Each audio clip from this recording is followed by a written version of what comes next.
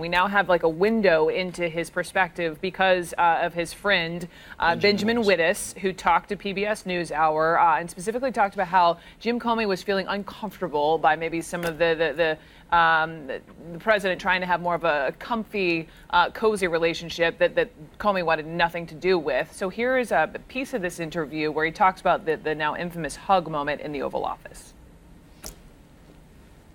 If you watch the video, he extends his hand, and Comey's arms are really long, and he extends his hand kind of preemptively.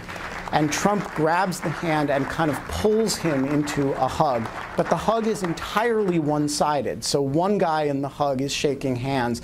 Comey was just completely disgusted by the episode. He thought it was an intentional attempt to compromise him in public.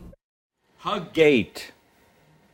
You see it as Huggate, and then Chris Cuomo asked for it. Here's the Chris Cuomo asked for it. We have the slow-mo of the slow-mo. This is a credibility contest, and I think it's very interesting that the focus was on the hug and not the smooch, Saliza. And he does, by the way, look, to be honest. We're Italians. We're okay with that.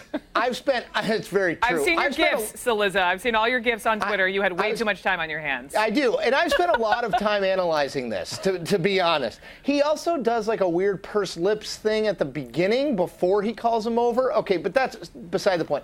Look, two things here. One, Benjamin Wittes is not talking before he talks to James Comey, right? Like, I don't think Benjamin Wittes is freelancing. I'm sure. You think he got his blessing? Yeah. I'm sure he checked with them.